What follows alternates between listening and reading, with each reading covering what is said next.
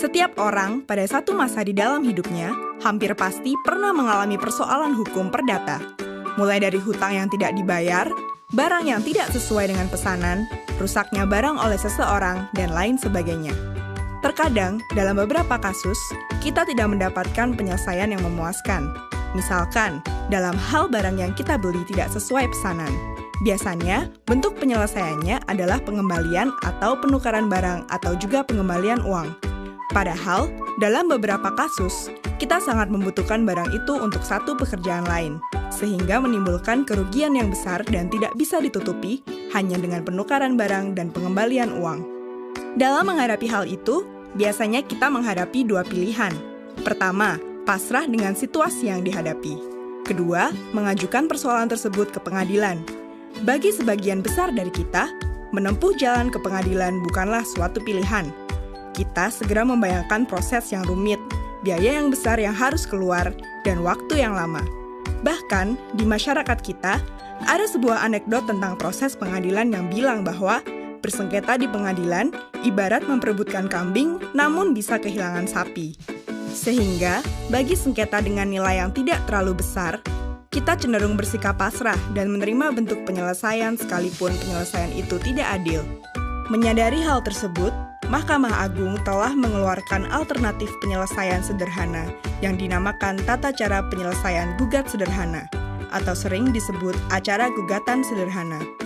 Acara gugatan sederhana dibentuk berdasarkan Peraturan Mahkamah Agung Nomor 2 Tahun 2015 tentang Tata Cara Penyelesaian Gugatan Sederhana.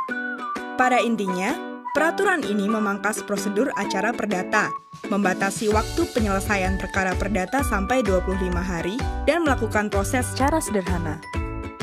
Namun demikian, acara gugatan sederhana tersebut hanya diperuntukkan bagi perkara-perkara perdata yang memenuhi beberapa persyaratan, yaitu 1.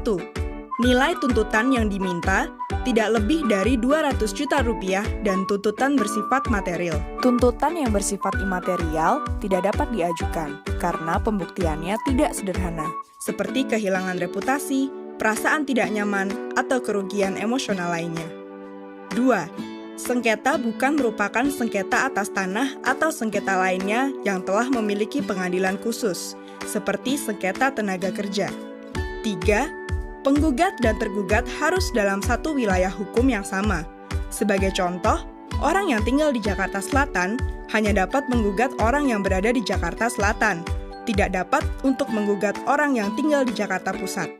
4. Penggugat dan tergugat masing-masing hanya terdiri dari satu orang, namun juga dapat lebih dari 2 orang selama dapat menunjukkan kepentingan hukum yang sama. 5.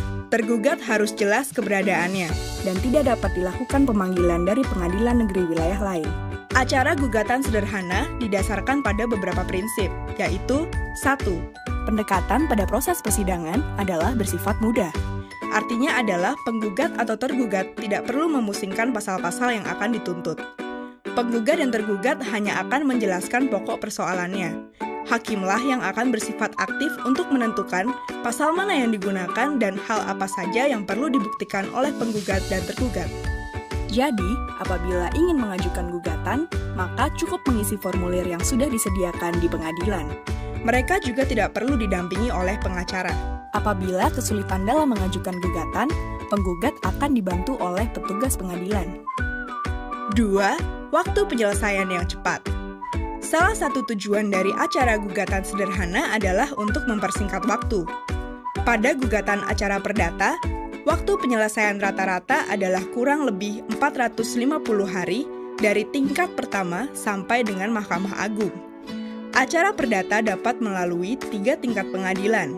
Pertama, di pengadilan negeri, kedua, tingkat banding pada pengadilan tinggi, dan ketiga, tingkat kasasi pada Mahkamah Agung. Pada acara gugatan sederhana, penyelesaian perkara hanya melalui 2 tingkat pada level pengadilan negeri. Pertama adalah pada tingkat hakim tunggal di pengadilan negeri dengan waktu penyelesaian 25 hari kerja sejak hari sidang pertama, sesuai pasal 5 ayat 3 Peraturan Mahkamah Agung tentang gugatan sederhana. Pada tahapan ini, persidangan akan dilaksanakan oleh hakim tunggal yang memimpin dan memutuskan perkara. Kedua adalah tingkat keberatan oleh majelis hakim di pengadilan negeri. Apabila ada pihak yang tidak puas dengan putusan hakim tunggal, maka dapat mengajukan keberatan di pengadilan negeri yang sama. Adanya upaya keberatan tidak lain adalah untuk menjamin penerapan hukum untuk pencari keadilan, yang waktu penyelesaiannya adalah 7 hari kerja sejak majelis dibentuk. Sesuai pasal 27 Peraturan Mahkamah Agung tentang gugatan sederhana. Pada tahapan ini, perkara akan diperiksa ulang oleh majelis hakim, yang terdiri dari 3 orang hakim, tanpa memeriksa ataupun meminta keterangan tambahan dari para pihak. Tingkat keberatan pada pengadilan negeri adalah upaya hukum yang terakhir dan final. Para pihak tidak dapat mengajukan upaya hukum lainnya ke pengadilan tinggi ataupun ke Mahkamah Agung. Secara umum, keseluruhan proses dari pendaftaran hingga putusan dalam upaya keberatan akan berlangsung selama 58 sampai 60 hari kerja. Dengan adanya peraturan Mahkamah Agung ini, diharapkan terjadi peningkatan akses bagi masyarakat untuk memperoleh keadilan melalui pengadilan. Di samping itu, diharapkan iklim usaha Indonesia semakin meningkat baik di mata para pelaku usaha tanah air.